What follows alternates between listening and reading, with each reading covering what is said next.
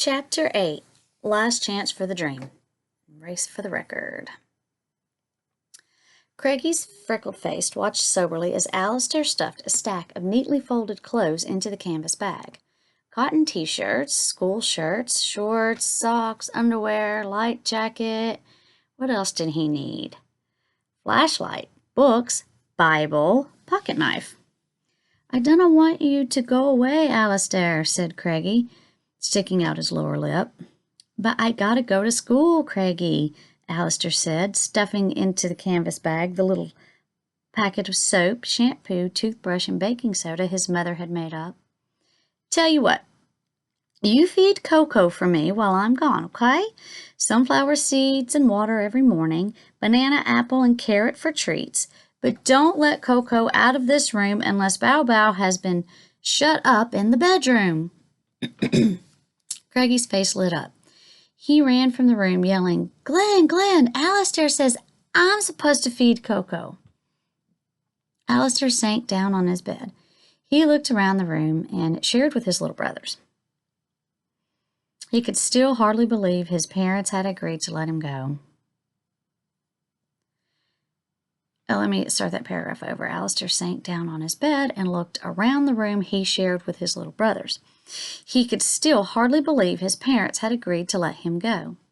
His father had rubbed his chin and looked thoughtful. His mother had fussed. "Oh, we couldn't possibly presume on Mrs. Ritterhoff. And what if he has a relapse of malaria?" But Joy Ritterhoff had beamed. "Of course we'd be glad to escort Alistair to school. We've been staying at the Far East Broadcasting Mission Station in Manila. Their staff children are in the school. I'll personally see to it that he gets settled." And that was that. Now it was Monday afternoon, and the adults had gone to the chapel one last time praying for a miracle, hoping that even at the last minute the Menadike recorder would come to life and they'd be able to record at least one side of a 4-minute record. School had been excused for the day, but Alistair knew many of the children were hanging around the chapel hoping to hear the talking box. Alistair took one last look around the room. What else should he take? His bedroll was already tied with a rattan rope. He grabbed his compass, a roll of string, and a tin box of misshapen pearls he'd collected.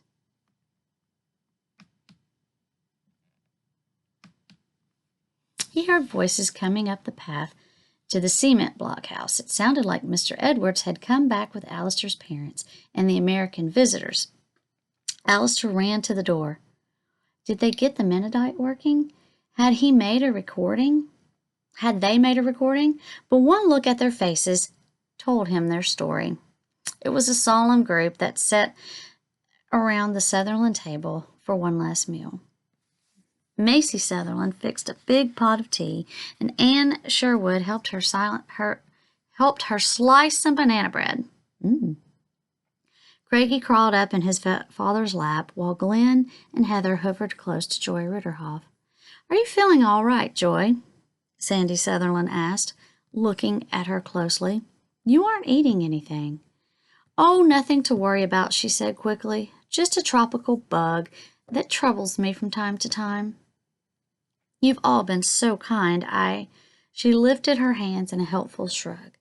"I just hate to leave you empty-handed." Harry Edwards let out a long sigh. "I have to admit, it's hard to understand what God is doing. I was so sure he was making a way for us to get gospel records to the Palawanos people at long last. You've come such a long way for nothing." Macy Sutherland. Alistair thought his mother looked about to cry. "Oh, no, not for nothing," said Miss Ritterhoff. "What wonderful friends we've made here in Brooks Point, including these beautiful children." She turned to Sandy Sutherland. "Your sermon on Sunday ranks with the best I've ever heard. Why, you and your wife could be pastoring a big church in Scotland or anywhere in the English-speaking world, and yet here you serve in a little out-of-the-way town on the southern tip of Palawan, which has no grocery stores, no hospital, And it takes an airmail letter 5 weeks to get here from the stores, groaned Anne Sherwood, rolling her eyes in mock horror. The children giggled and everyone laughed in spite of themselves. No, it has not been for nothing, Joy Ritterhoff said again.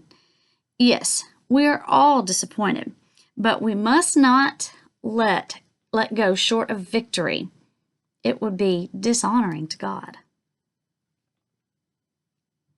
Victory, said Mr. Edwards, as though he hadn't heard her correctly.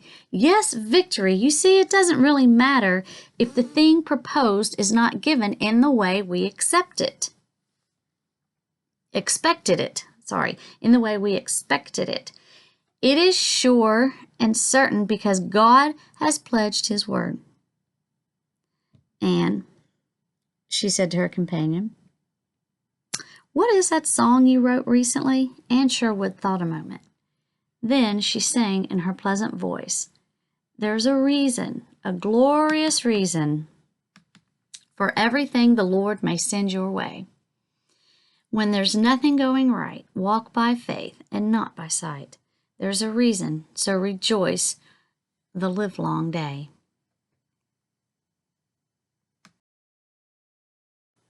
When there's nothing going right, walk by faith and not by sight.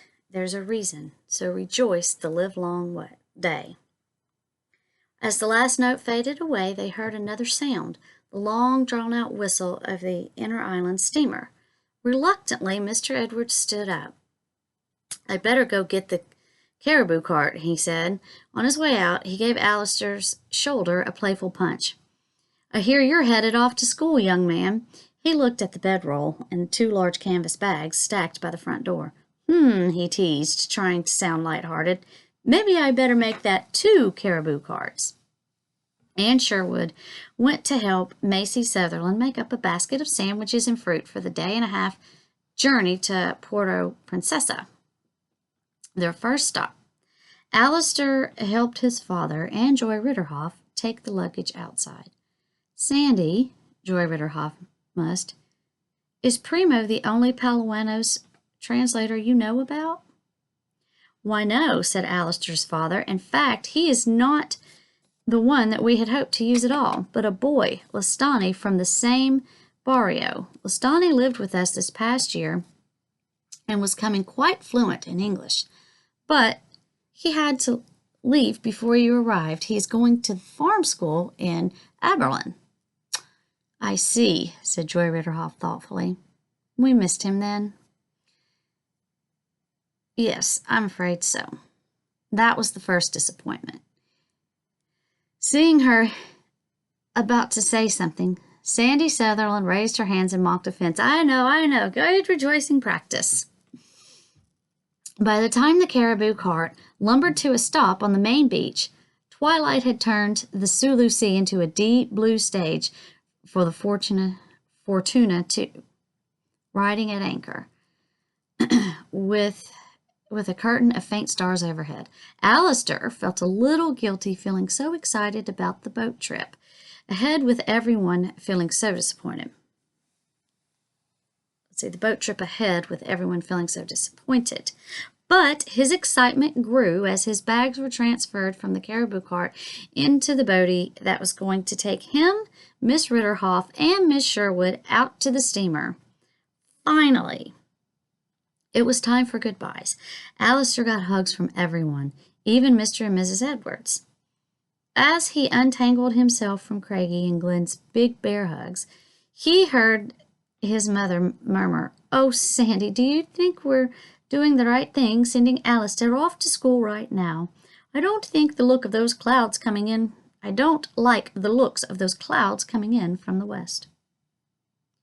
"He will be all right, Macy," his father said quietly. "We have to let him go sometime." Alister felt so relieved he gave his sister a big kiss on the cheek.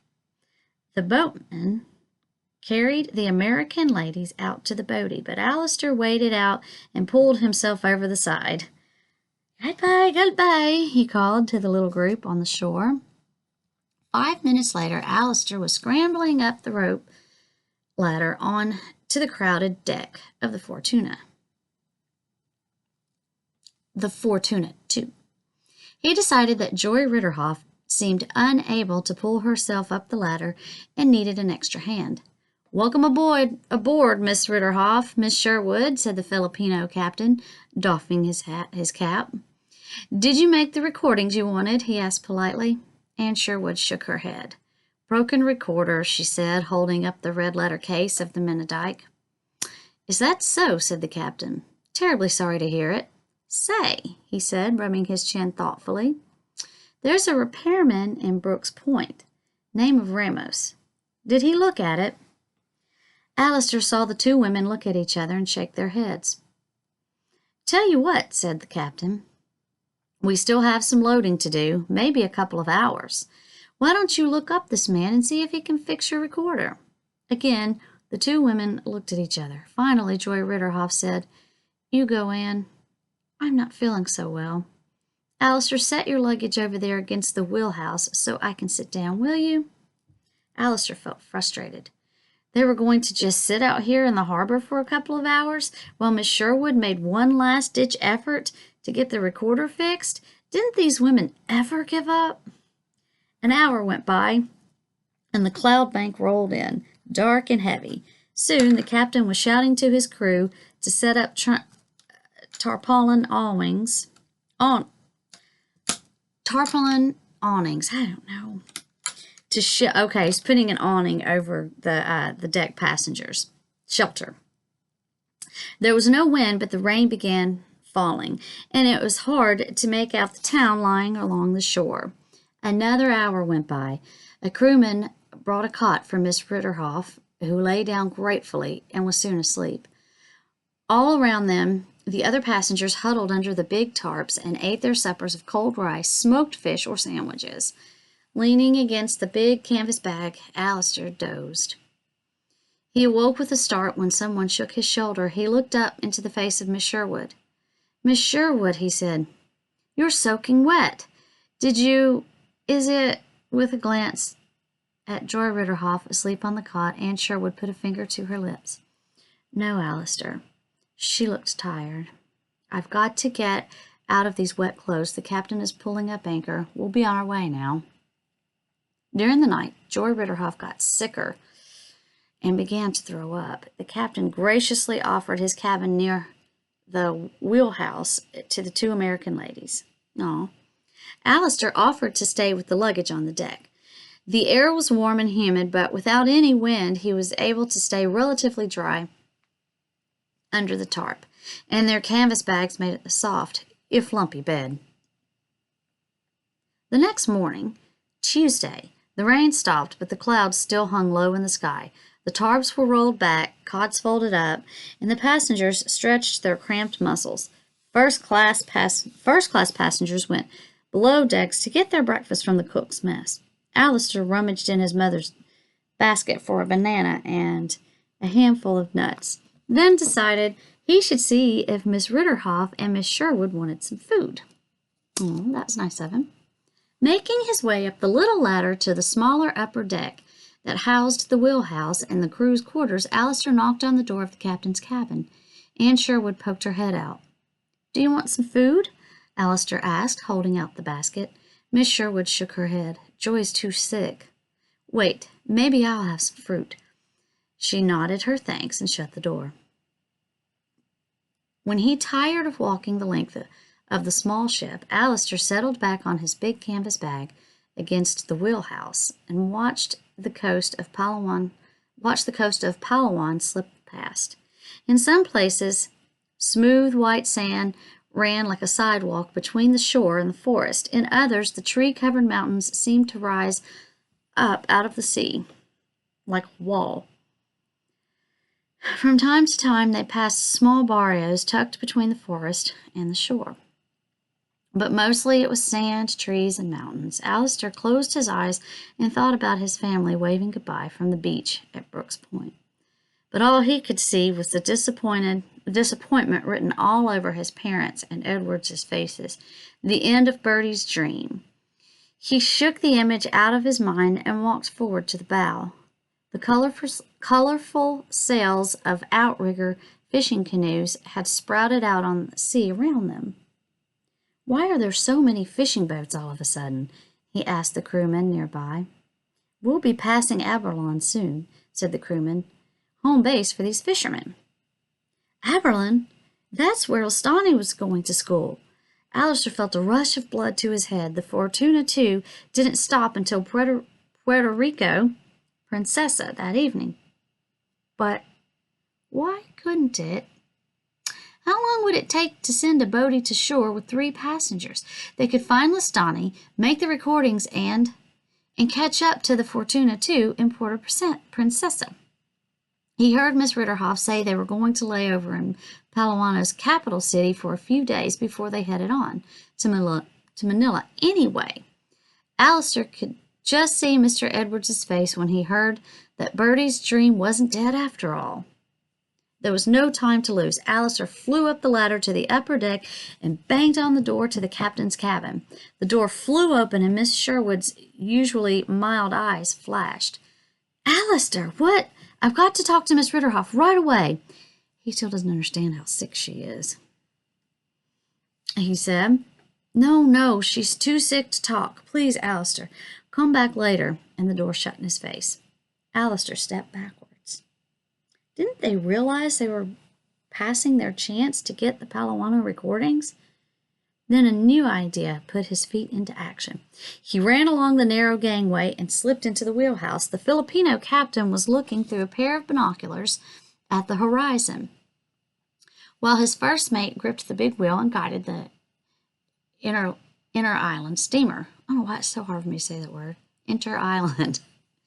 Captain, said Alistair, his voice urgent and shrill, can you make a stop at Aberlin? The 2 ladies, the Americans. There's a boy in Aberlin who can help them.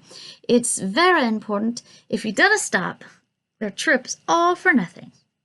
The captain continued to stare out the windows of the wheelhouse with the binoculars. Alistair realized he wasn't looking toward the coast of Palawan. He was sweeping the horizon out to sea. Captain, he tried again. Stop at Aberlin, the captain broke in without turning around. Impossible. There's a monsoon brewing out there. We've got to get to safe harbor in Puerto Princesa as quickly as possible. Alistair's shoulders sagged. He stepped outside the wheelhouse in time to see large clusters of bamboo houses intermingled with cement block buildings slipping past along the shore. Aberlin. He watched glumly until the town disappeared from sight. Then he sighed. What did it matter anyway? The Menendike recorder was still dead. Without it, Bertie's dream was dead too. You think they're ever going to get the recording? You think Joy Ritterhoff is going to be okay?